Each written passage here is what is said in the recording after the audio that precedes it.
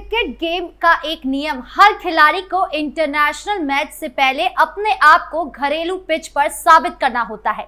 यही नियम राजनीति में भी लागू होता है। हर शीर्ष पर सत्ता चाहिए तो स्थानीय निकाय और पंचायत पर पहले कब्जा करना होगा। इसकी बानगी इन दिनों यूपी में अगले साल होने वाले त्रिस्तरीय पंचायत चुनाव के लिए देखने को मिल रही है। एनडीए और इंडिया गठबंधन दोनों में बराबर टेंशन नजर आ रही है, क्योंकि दोनों के ही सहयोगी दल अलग अलग पंचायत चुनाव लड़ने का दावा ठोक रहे हैं। दरअसल उत्तर प्रदेश में पंचायत चुनाव की संभावना अगले साल की शुरुआत में होने की है, क्योंकि चुनाव आयोग ने भी तैयारी तेज कर दी है। इसको लेकर राजनीतियों के माथे पर चिंता की लकीरें साफ दिख रही है। वजह साफ है कि विधानसभा चुनाव से पहले होने वाले पंचायत चुनाव जो वोटरों पर असर डाल सकते हैं, बीजेपी से लेकर सपा, बसपा और कांग्रेस तक सभी दलों के राजनीतिक कार्य इस अप्रत्याशित टाइमिंग को लेकर चिंतित है, क्योंकि इसे विधानसभा 2027 का सेमीफाइनल माना जा रहा है। आज इस स्पेशल स्टोरी में यूपी के पंचायत चुनाव का ही जिक्र करेंगे। नमस्कार, कैपिटल टीवी उत्तर प्रदेश देख रहे हैं आप। मैं हूं आपके साथ राधिका राज।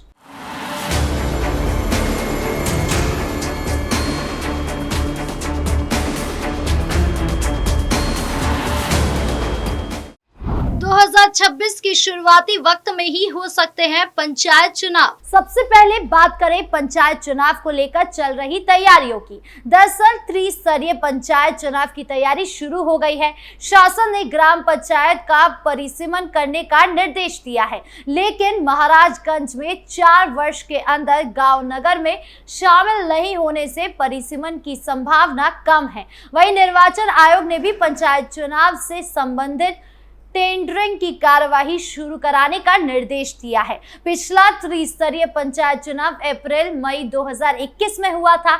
4 वर्ष बीत चुका है और अब इनका कार्यकाल समाप्त होने में 1 वर्ष का समय बचा है, लेकिन कार्यकाल समाप्त होने के 6 माह के पहले और कार्यकाल समाप्त होने की तिथि के 6 माह के अंदर चुनाव कराना होता है। ऐसे में अब चुनाव कराने को लेकर शासन से लेकर निर्वाचन आयोग ने तैयारी शुरू कर दी है। पहले ग्राम पंचायतों का परिसीमन कराया जाएगा, जिसमें नगर निकाय के गठन या विस्तार के कारण किसी ग्राम पंचायत के राजस्व गांव के नगर में शामिल होने के बाद उस गांव को ग्राम पंचायत से हटाया जाएगा। साथ ही बता दें कि पंचायत चुनाव 2026 के शुरुआत में होंगे, हालांकि डेट अभी फाइनल नहीं हुई है। कांग्रेस ने बना ली यूपी चुनाव 2027 की रणनीति। अब सबसे पहले बात करें कांग्रेस की। उत्तर प्रदेश विधानसभा 2027 चुनाव को लेकर सभी राजनीतिक दल अपनी अपनी तैयारियों में जुट गए हैं। वहीं कांग्रेस पार्टी ने प्रदेश में अपनी सियासी रणनीति को धार देना शुरू कर दिया है।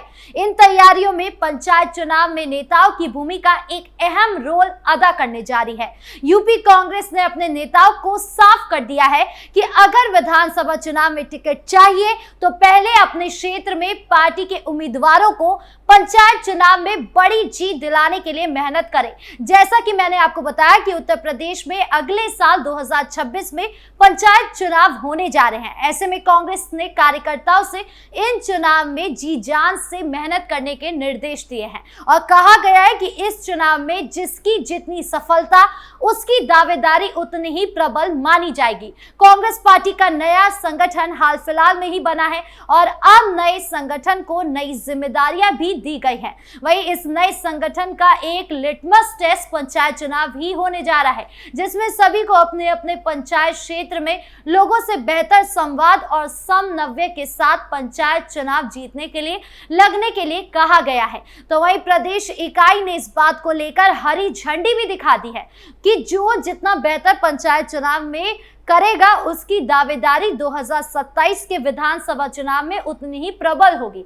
इसके अलावा कांग्रेस दफ्तर में पिछले दिनों हुई बैठक में कांग्रेस ने बूथ स्तर पर संगठन बनाने के लिए 100 दिनों का कार्यक्रम तय किया है। इन बैठक में नेताओं को साफ किया गया है कि जिन नेताओं को विधानसभा चुनाव लड़ने की इच्छा है वो पहले पंचायत चुनाव पर अपना ध्यान केंद्रित करें और पार्टी जिसे भी पंचायत चुनाव में अपना उम्मीदवार बनाती है उसे पूरी ताकत से जिताने का प्रयास करे। अखिलेश यादव की पहली प्रतिक्रिया। यानी उत्तर प्रदेश पंचायत चुनाव के साथ साथ 2027 उत्तर प्रदेश विधानसभा चुनाव को लेकर भी कांग्रेस ने अपने दावों को मजबूत करना शुरू कर दिया है। इसी क्रम में इंडिया गठबंधन के सबसे मजबूत दल कांग्रेस और समाजवादी पार्टी खेमे में भी प्रतिक्रिया आनी शुरू हो गई है। जहां एक तरफ कांग्रेस पार्टी ने पंचायत चुनाव में अकेले लड़ने के लिए स्पष्ट कर दिया है, वहीं दूसरी तरफ समाजवादी पार्टी ने भी अखिलेश यादव पर निर्णय छोड़ते हुए इशारा किया है कि सपा हमेशा से ही पंचायत चुनाव अकेले लड़ती है, लेकिन अंतिम फैसला राष्ट्रीय अध्यक्ष ही लेंगे। वहीं समाजवादी पार्टी के सांसद वीरेंद्र सिंह ने उत्तर प्रदेश में समाजवादी पार्टी को ही बड़ा भाई बताया है। उत्तर प्रदेश में गठबंधन को लेकर इमरान मसूद द्वारा दिए गए तीखे बयान के बाद समाजवादी पार्टी के सांसद वीरेंद्र सिंह से सवाल पूछा तो उन्होंने कहा कि हो सकता है इमरान मसूद का बयान कांग्रेस का अधिकृत बयान हो। वैसे गठबंधन के मामले में अंतिम फैसला हमारे राष्ट्रीय अध्यक्ष अखिलेश यादव का होगा, लेकिन समाजवादी पार्टी पंचायत चुनाव अकेले लड़ती है। और रही बात उत्तर प्रदेश में बड़ा कद की, तो जिसके ज्यादा सांसद वही बड़ा भाई है। यानी उत्तर प्रदेश में समाजवादी पार्टी बड़े भाई की भूमिका में है। उन्होंने आगे कहा, इसके अलावा हमारा गठबंधन राष्ट्रीय स्तर के चुनाव के लिए हुआ है। आगे आने वाले समय में हमारे नेता इस पर फैसला लेंगे। दूसरी तरफ कांग्रेस प्रदेश अध्यक्ष अजय राय ने मीडिया से बातचीत के दौरान स्पष्ट किया है कि हम पंचायत चुनाव में अपने कार्यकर्ताओं को अवसर देने जा रहे हैं और पंचायत चुनाव कांग्रेस पार्टी उत्तर प्रदेश में अपने दम पर लड़ेगी। अखिलेश की रणनीति तैयार। अब बात करें अखिलेश यादव की रणनीति की। यूपी विधानसभा चुनाव के लिए समाजवादी पार्टी का प्लान तैयार है।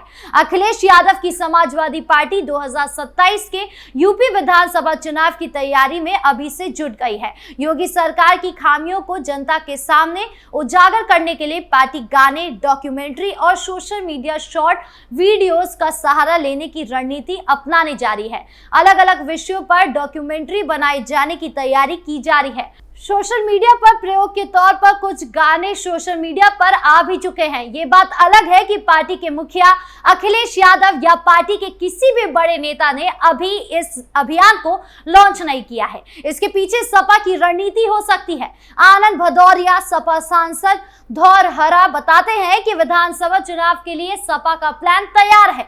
उन्होंने कहा कि सपा आज से नहीं बल्कि जब से बीजेपी की हुकूमत यूपी में बनी है तब से ही कार्य किया कर रहे हैं। बीजेपी का आरोप लगाते हुए कहा है कि पार्टी उम्मीदों पर खरी नहीं उतरती है। हर तबका बीजेपी से परेशान है। कानून व्यवस्था, बेरोजगारी, शिक्षा, महिला सुरक्षा और बुनियादी सुविधाओं में हो रही दिक्कतों को डॉक्यूमेंट्री के जरिए दिखाया जाएगा। आनंद भदौरिया ने कहा कि हम 2027 में फिर से धमाकेदार वापसी करेंगे।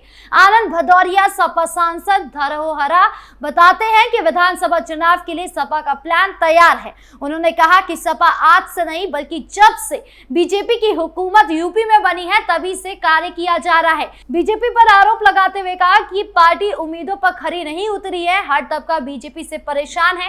कानून व्यवस्था, बेरोजगारी, शिक्षा, महिला सुरक्षा, बुनियादी सुविधाओं में हो रही दिक्कतों को डॉक्यूमेंट्री के जरिए दिखाया जाएगा। आनंद भदौरिया ने कहा कि हम 2027 में फिर से धमाकेदार वापसी करेंगे।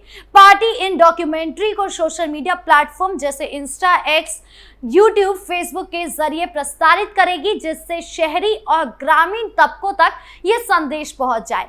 अगर बीते कई चुनावों के नतीजे देखें तो ऐसा मानना है कि पंचायत चुनाव का असर विधानसभा चुनाव पर पड़ना तय है। 2011, 2016 और 2021 के पंचायत चुनावों के बाद हुए विधानसभा चुनाव में ये साफ देखा गया है कि ग्रामीण वोटरों का मूड विधानसभा में ही झलकता है।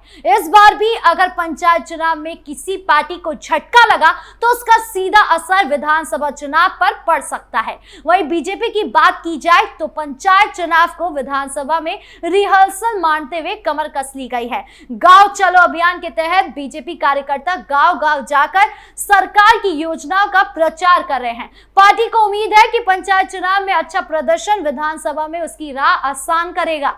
बीजेपी सरकार में सहयोगी ओम प्रकाश राजभर की सुभाषपा और संजय निषाद की निषाद पार्टी ने टेंशन बढ़ा दी है, क्योंकि दोनों ही दलों पंचायत चुनाव में अलग अलग लड़ने का ऐलान कर दिया है।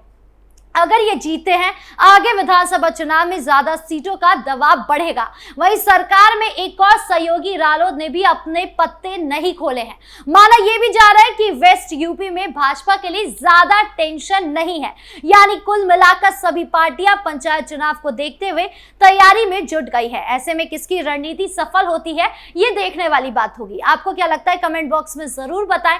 वीडियो अच्छी लगी हो तो लाइक शेयर करें और चैनल को सब्सक्राइब करना ना भूलें। नमस्कार।